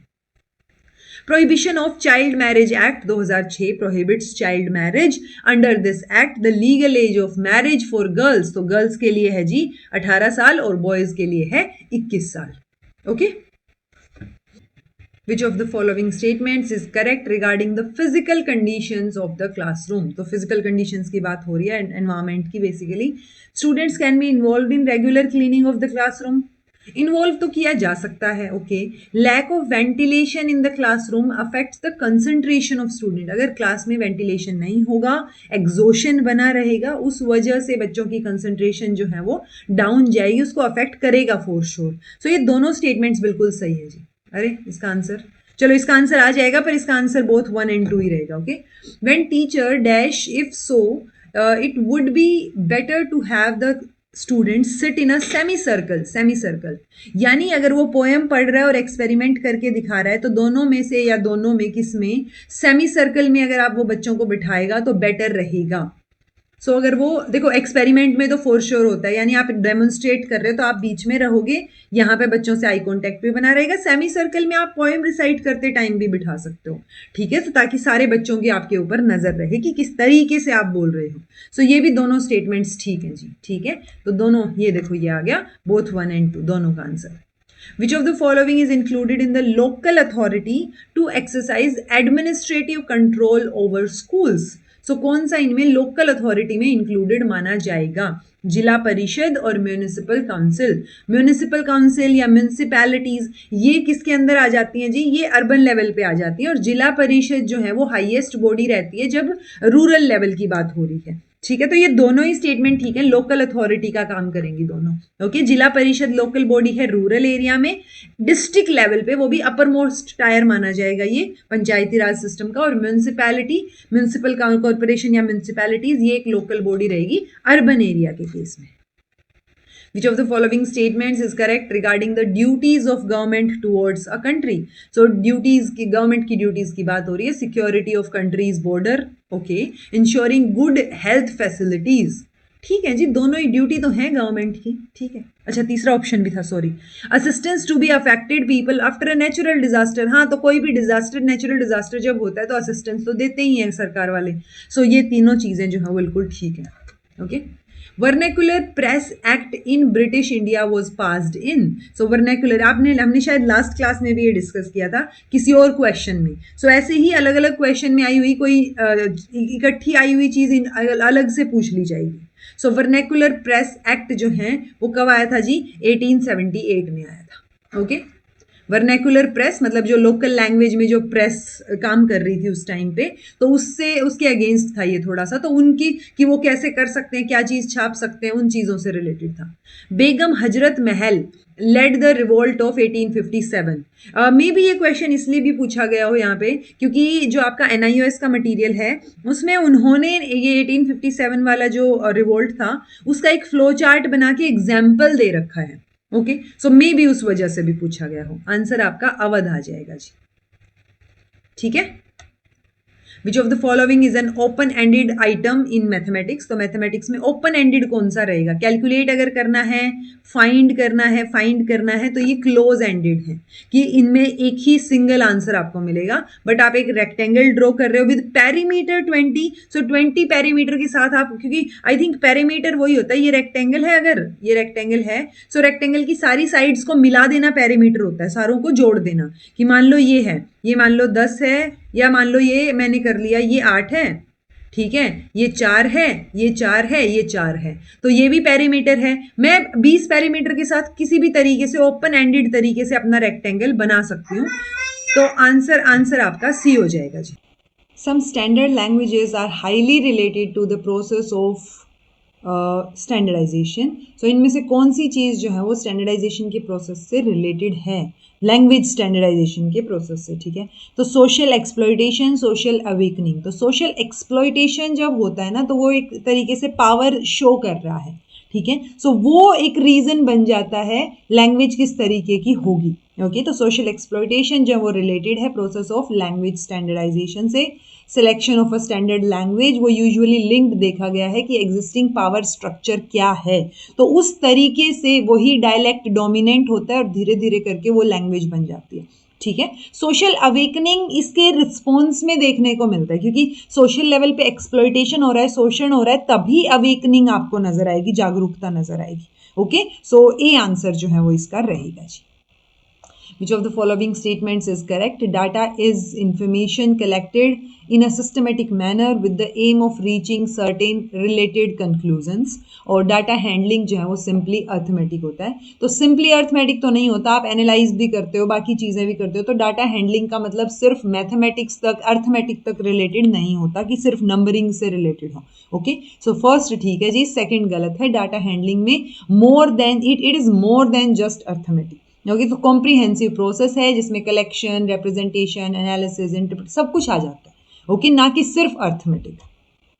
Observational learning is also known as easiest question ever, vicarious learning और मॉडल लर्निंग दोनों ही बोलते हैं। बंडूरा की ऑब्जर्वेशनल लर्निंग की ये बात हो रही है। आंसर बोथ 1 and 2 आ जाएगा।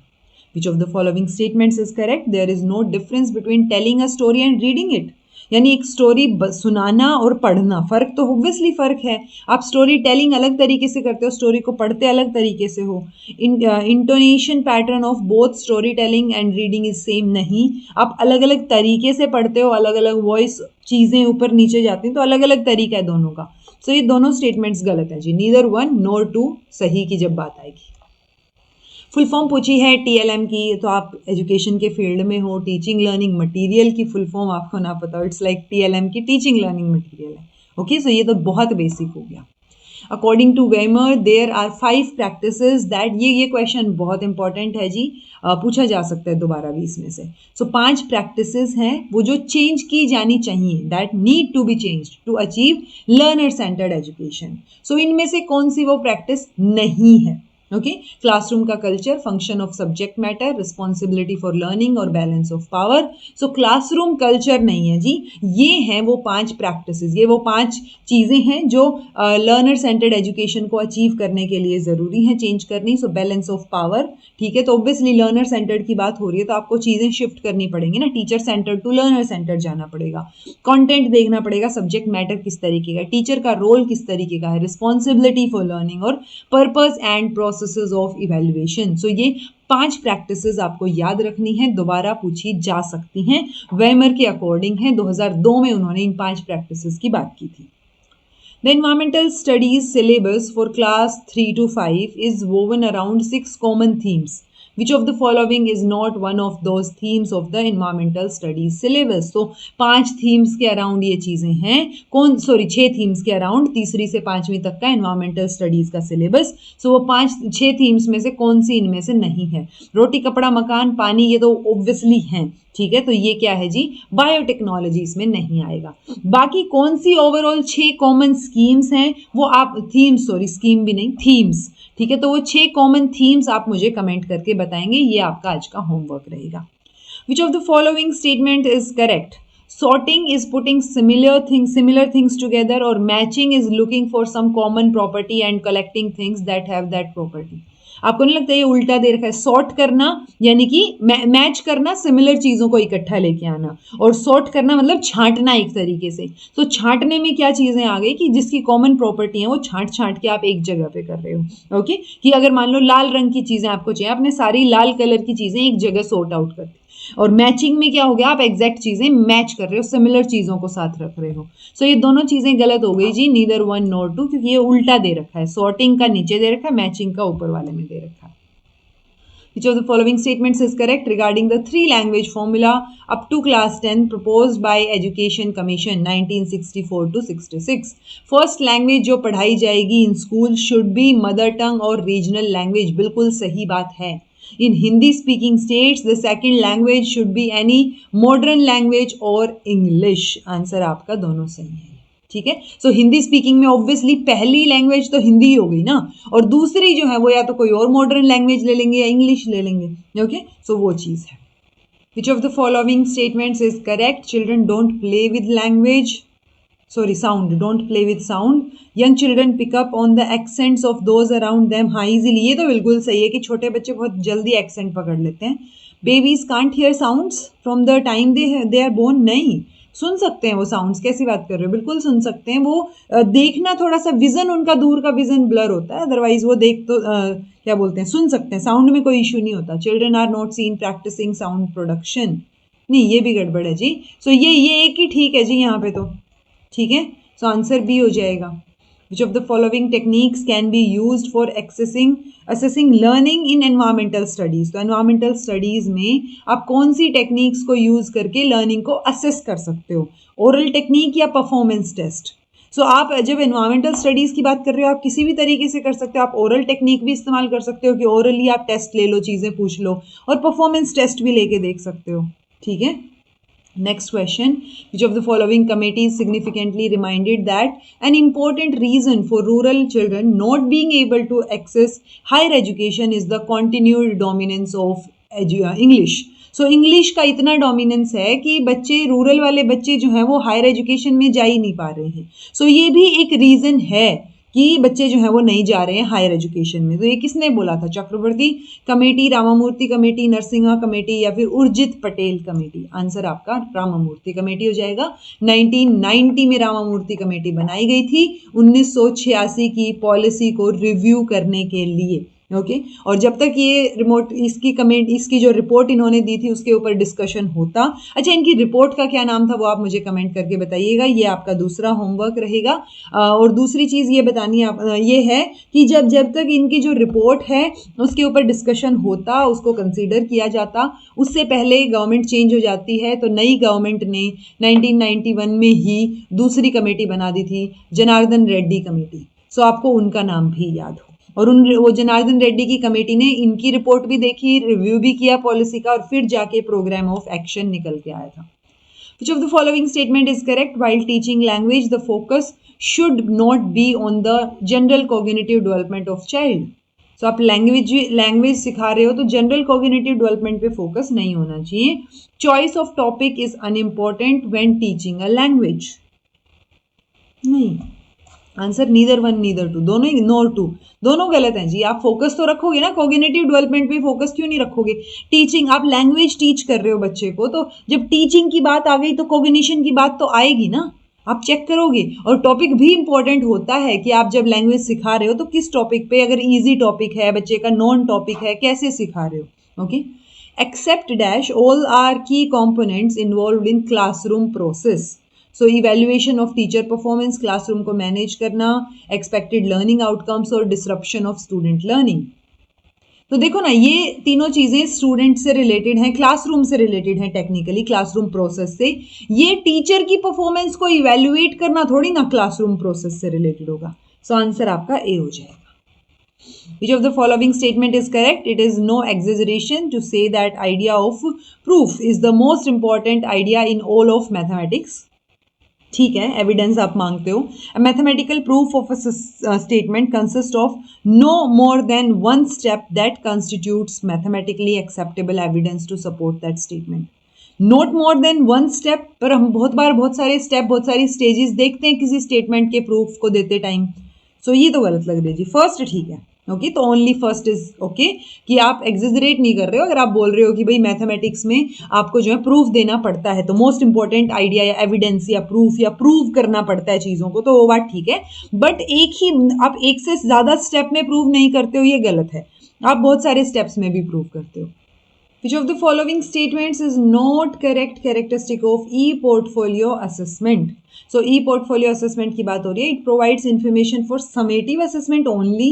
ये ओनली जैसे वर्ड ही गड़बड़ होते हैं, हम फॉर्मेटिव के लिए भी तो यूज कर सकते हैं, जो वर्किंग प्रोग्रेस वाला या वर्किंग पोर्टफोलियो होता है उसको, राइट। तो ये तो गलत हो गई जी।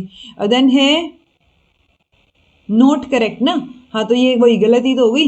Portfolios provide samples of students current work in progress. तो देखो यहाँ पे ना पोर्टफोलियो के भी बहुत सारे टाइप्स होते हैं, तो फिनिश्ड पोर्टफोलियो, वर्किंग पोर्टफोलियो, इस तरीके से। सो वो यहाँ पे मेंशन नहीं कर रखा कोई स्पेसिफिक। सो अगर वर्किंग पोर्टफोलियो है तो हम करंट वर्क जो प्रोग्रेस में है उसको भी तो इंक्लूड करते हैं ना, राइट। सो ये बात ठीक है जी, पहले वाली गलत है सिर्फ, और हमसे गलत ही पूछी है, तो आंसर फर्स्ट हो जाएगा। A bus group is a small group consisting of dash students. तो ये आप ध्यान रख सकते हो, 3 to 6 स्टूडेंट्स का जो ग्रुप है उसको हम बस ग्रुप बोल देते हैं। Dyslexia refers to sleep disorder, walking disorder, writing disorder और रीडिंग डिसऑर्डर। ईजीएस्ट, इन्होंने तो ऑप्शंस में भी कंफ्यूज करने की कोशिश नहीं की। सो रीडिंग डिसऑर्डर आपका आंसर हो जाएगा। Which of the following statements represent the operations that can be performed on a fraction? So fraction, it's like 2/3, इस तरीके से कोई चीज़ है, तो फ्रैक्शन के ऊपर क्या हो सकता है।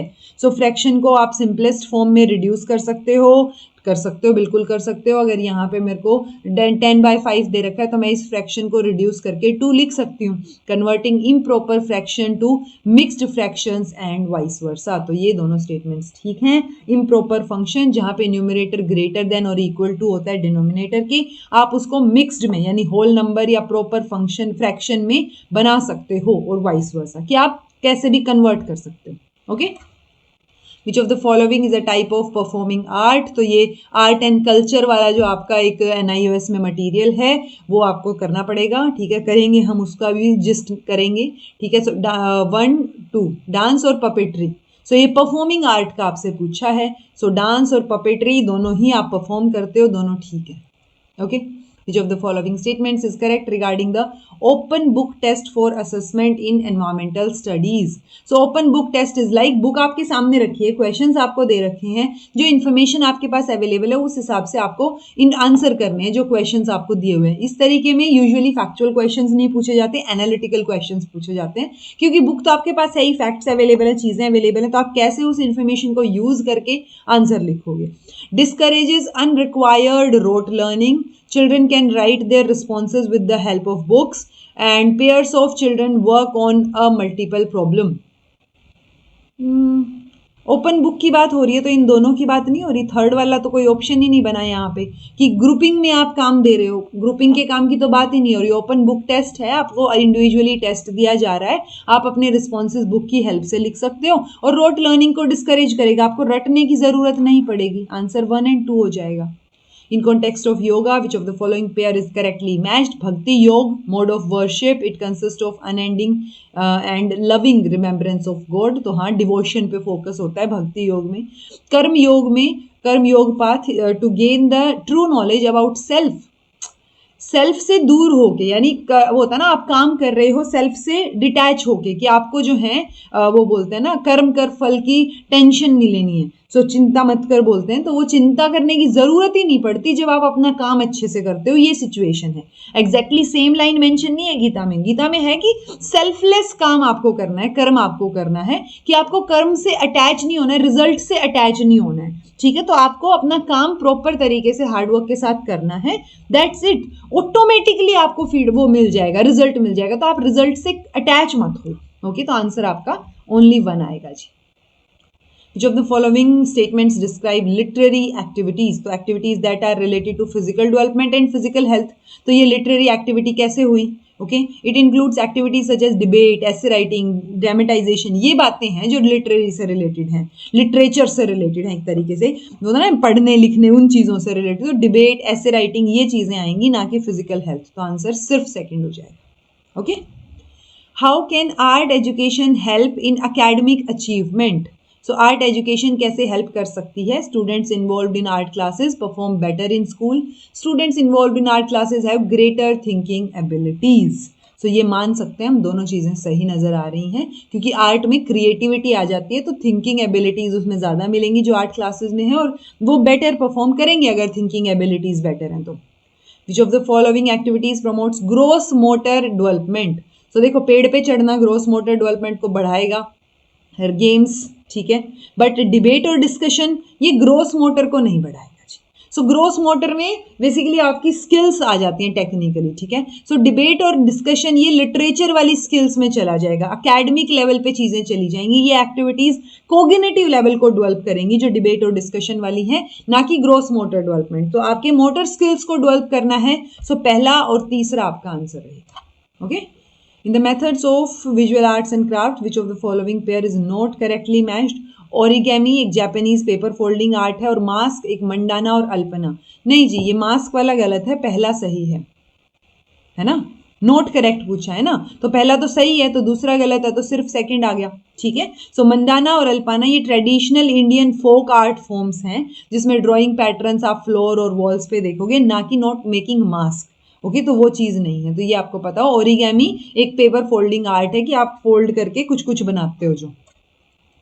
Social science teacher is planning to organise a dramatisation to teach a topic within the social science curriculum, which of the following factors should the teacher consider before deciding which play to stage? तो कौन कौन से factors teacher को देखने चाहिए जब वो एक टॉपिक समझाना चाह रहे हैं ड्रामेटाइज करके, okay. So understanding the philosophy of school, time availability क्या है, कोस्ट इन्वॉल्व इन इम्प्लीमेंटेशन। सो आपको क्या क्या चीज़ें मद्देनजर रखनी चाहिए, सो टीचर को ये सारी चीज़ें ध्यान में रखनी चाहिए कि आप जो ड्रामेटाइजेशन करवा रहे हो वो आपकी स्कूल की फिलोसफी से मैच कर रहा है, नहीं कर रहा है, टाइम अवेलेबिलिटी कितनी है, और कॉस्ट कितनी लगेगी उसमें। सो कॉस्ट इफेक्टिव भी तो होनी चाहिए ना चीज़ें at the end of the day.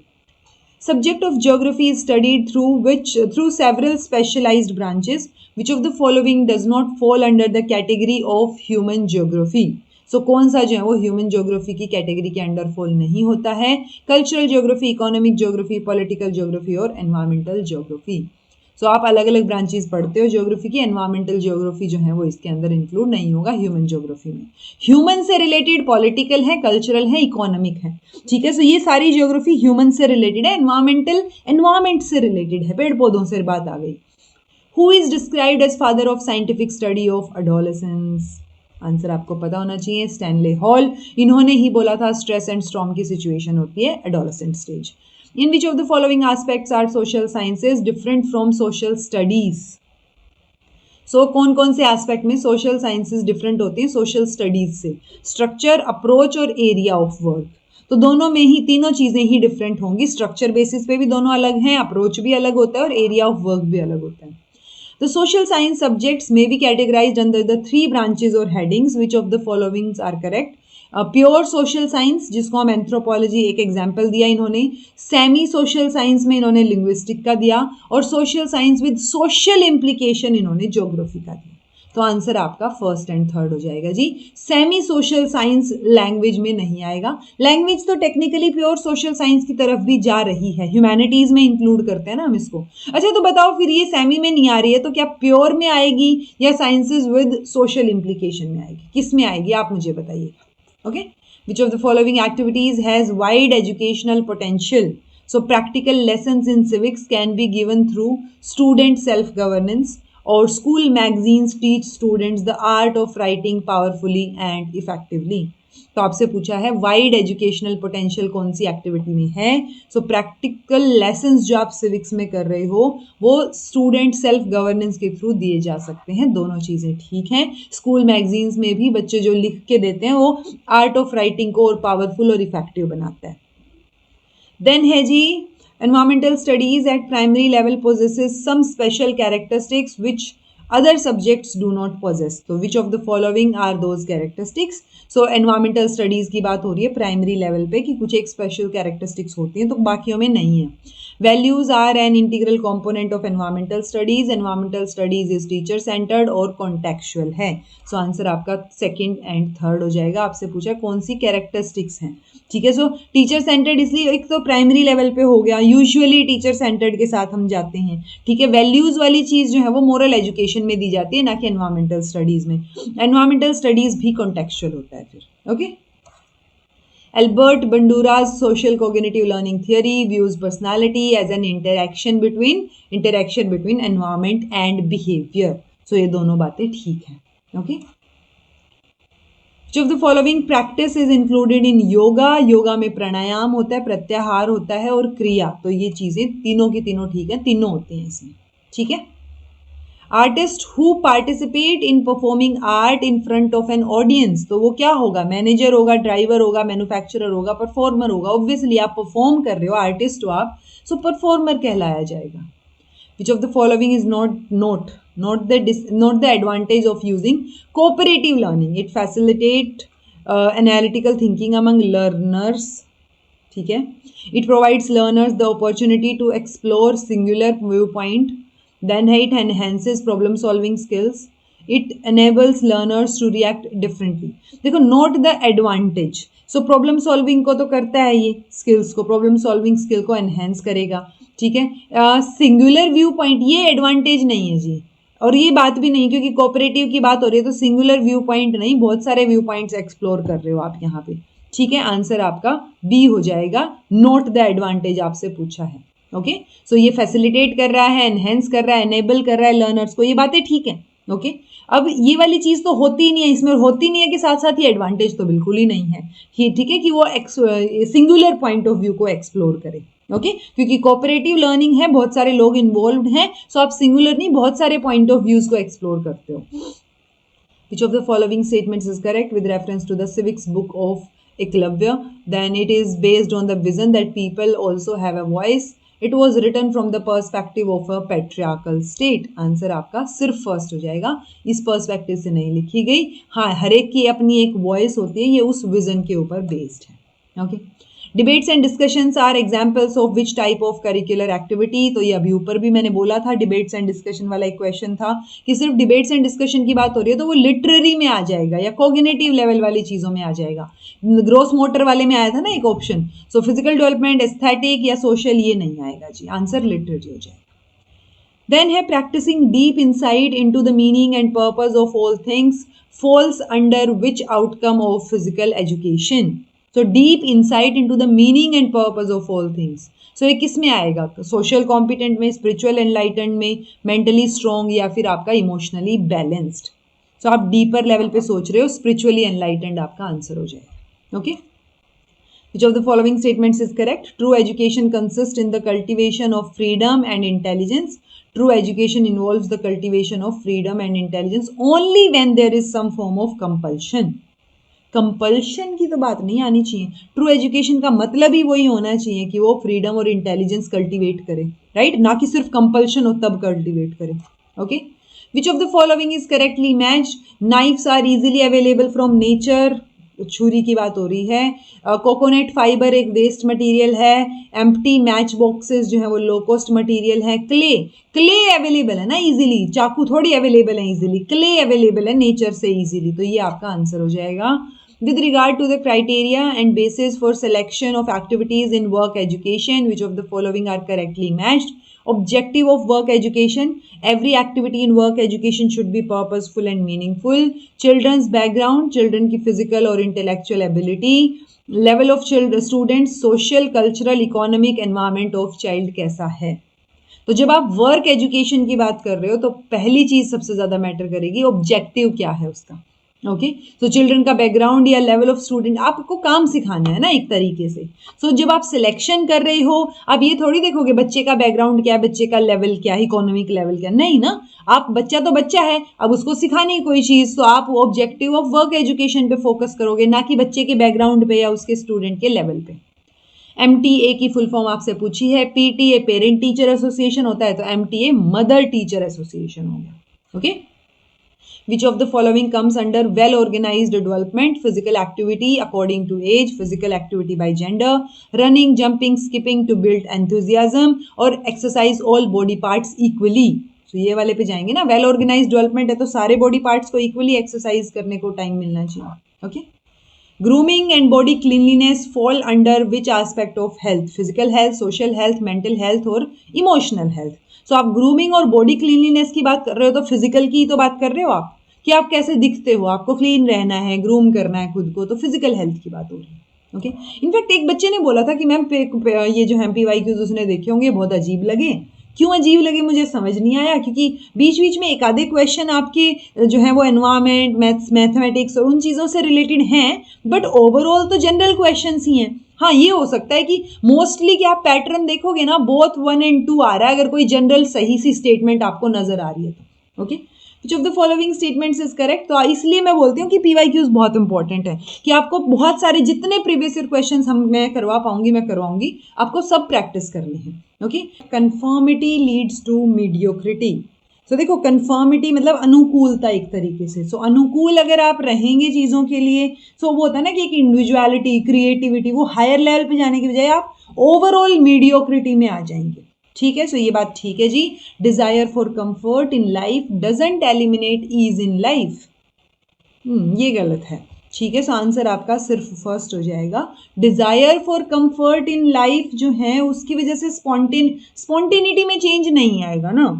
ठीक है, सो वो एलिमिनेट नहीं करता ईज इन लाइफ, तो ईज के लिए ही शायद हम कंफर्ट की बात करते हैं। Okay, Which of the following statement is not correct? Work education is to develop useful life skills. ठीक बात है। Giving grades is more than giving marks for evaluating activities. ये भी ठीक है, तभी हम ग्रेडिंग सिस्टम पे शिफ्ट हुए हैं कि इवेल्युएटिंग एक्टिविटीज़ में मार्क्स की बजाय ग्रेड्स देना, ताकि एक एवरेज वाली चीज़ रहे। Evaluation can be demotivating in work education plan. Evaluation usually motivating होना चाहिए। The evaluative process should be such that the children should learn to work and gain knowledge. तो ये बात भी ठीक नजर आ रही, तो ये डीमोटिवेशन वाली बात गलत है जी, ये नोट करेक्ट हो जाएगा। ओके, गलत है ये। Family community engagement has been shown to have a positive impact on which of the following? So presence is like बच्चे की अटेंडेंस की बात हो रही है, ठीक है। सो अगर फैमिली कम्युनिटी एंगेजमेंट ज़्यादा है सो एक पॉजिटिव इम्पैक्ट मिलेगा कि अटेंडेंस ज़्यादा होगी। ड्रॉप आउट रेट पे पॉजिटिव इम्पैक्ट मतलब वो डिक्रीज हो जाएंगे। हाई रिस्क बिहेवियर पे मतलब वो वो बिहेवियर जो रिस्क बिहेवियर वो डिक्रीज हो जाएगा। ओके, तो ये पॉजिटिव इम्पैक्ट है। सो ये तीनों ही बातें ठीक है जी। फैमिली कम्युनिटी एंगेजमेंट अगर रहती है सो ये पॉजिटिव इम्पैक्ट इन पे देखने को मिल सकते हैं। Which of the following statements is correct? Our unconscious fears are easy to understand. जब वो है ही नहीं कॉन्शियस, अनकॉन्शियस हैं, तो उनको आप इजीली कैसे समझ लोगे, राइट? सो ये गलत हो गया।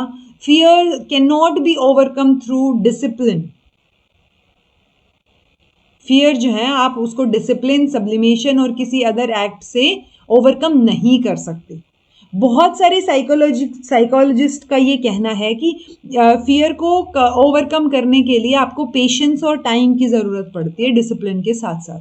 सो सिर्फ दूसरी स्टेटमेंट सही है जी कि सिर्फ आप डिसिप्लिन के बेसिस पे ओवरकम नहीं कर पाओगे। बहुत सारे साइकोलॉजिकल फिलोसॉफिकल पर्सपेक्टिव्स ये बोलते हैं कि एड्रेसिंग फियर्स, उसके लिए आपको पेशेंस, अवेयरनेस और ज़रूरत पड़ेगी अंडरस्टैंडिंग की कि उसके कारण क्या हैं उस फियर के। सो सिंपली विल पावर से बहुत ज़्यादा चीज़ें आपको यहाँ चाहिए होंगी। Okay, The teaching of various subjects has social implications and can be related to real life situations. As a teacher, you can use these connections to promote learning in an integrated way. So environmental science, language, arithmetic. So obviously आप सबको मिला जुला के ही तो बात हो रही है, कोई एक थोड़ी सिलेक्ट करोगे, तो तीनों आप इनको यूज कर सकते हो। Which of the four, okay, what is the benefit of changing the seats of students in the class? तो वो था ना रोटेशन वाइज बैठना, तो कि एक बच्चा सेम जगह पे नहीं बैठेगा। Makes the child independent and more confident. Newcomers are welcomed and included in class, school and class activities. It promotes social interaction and emotional आएगा, emotional bonding. और such a doesn't feel inferior in class. Okay, ठीक है, ये बात तो ठीक है, चलो कोई इंफीरियर फील ना करे, बट वो जब वो रोटेशन वाइज बैठते हो ना तो रोज अलग अलग बच्चे के साथ बैठने को मिलता है, सोशल इंटरेक्शन और इमोशनल बॉन्डिंग बेटर होती है आपकी। ओके, वो आंसर है। Which of the following statements is correct regarding Yuva school life skill program? So एक कॉम्प्रिहेंसिव प्रोग्राम है catering to the needs of the youth और this program has not been revised since 2005। तो पहली चीज ठीक है।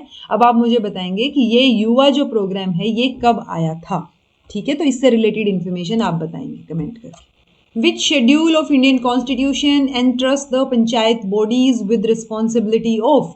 तो देखो, पंचायती बॉडीज की कोई भी रिस्पॉन्सिबिलिटी हो, जब पंचायती बॉडीज मेंशन ही 11th शेड्यूल में है तो आपको आगे की चीज़ पढ़ने की भी ज़रूरत नहीं है। 12th शेड्यूल में आपकी अर्बन लेवल पे जो म्यूनिसिपल बॉडीज़ हैं वो मेंशन है। सो आपको बेसिकली पता होना चाहिए। 8th शेड्यूल में आपकी लैंग्वेजेस मेंशन है, जितना मुझे ध्यान है। सो वो 22 लैंग्वेजेस आपको थोड़ा आइडिया रहे तो वही चीज़ें पूछी हैं। Okay, which of the following combinations are not correct? गलत, सही नहीं है, basically not correct. So parental involvement can be interpreted broadly to include adults who play a significant role in family life of children. So parental involvement को interpret किया जा सकता है, ऐसे ही school teachers को interpret किया जा सकता है। अगर आपने teachers या जो other work program workers हैं जो serve कर रहे हैं children या families को, उनको include करना है तो okay? So obvious सी बात है, दोनों statement सही हैं। That means हमसे not correct पूछा है, so neither one nor two आ जाएगा। As a teacher, you can organize community programs for school children, youth, adults, and these can be organized in schools or in the community. Nature of these programs refer to adult education, cultural activities or cleanliness. So, आप organize कर सकते हो किसी भी level के program as a teacher. तो ये तीनों चीज़ें ठीक है बिल्कुल। Okay. Next question, which of the following statement is not correct? By incorporating work into education, the child can take pride in the hard work they do. Okay. Integrating work into education can bring about constructive changes in school routines. Positive sound कर रहा है। Incorporating work into education gives the child meaningful knowledge of community resources. ये भी ठीक sound कर रहा है। Work education doesn't teach life skills. Work education तो life skills सिखा रही है, क्यों नहीं सिखा रही? So not correct आपसे पूछा है, D आपका आंसर हो जाएगा।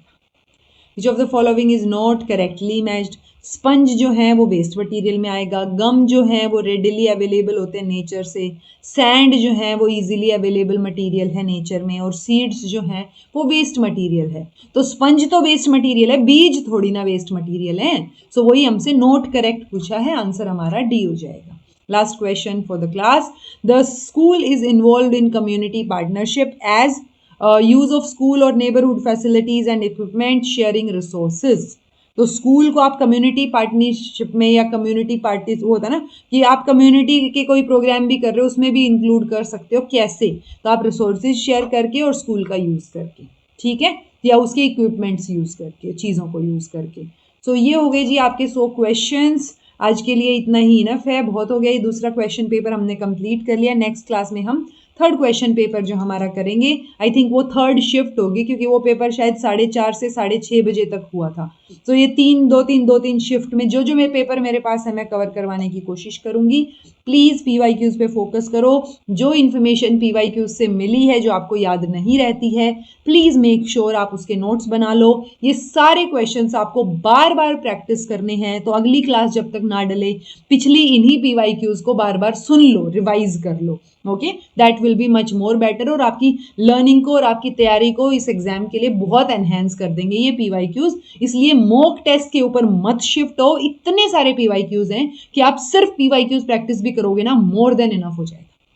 Okay, so this was all about today. Thank you so much for watching. जो बच्चे रेगुलर देख रहे हैं, heads off to them, please regular देखो, आपके फायदे के लिए बोल रही हूँ, ठीक है। मेरे व्यूज तो आज नहीं तो कल आ जाएंगे, डजेंट मैटर, ठीक है, क्योंकि जब एग्जाम आएगा तब तो बच्चे देखेंगे ही। बट स्टिल जो बच्चे रेगुलर देख रहे हैं, प्लीज रेगुलर देखने की कोशिश करो टाइम निकाल के, ताकि आप लोगों को धीरे धीरे करके इन्फॉर्मेशन याद हो, ना कि लास्ट में जाके वो 40-50 क्लासेस जो मैं करवाने का फोकस कर रही हूँ वो सारी एकदम से मगअप करनी पड़े आपको।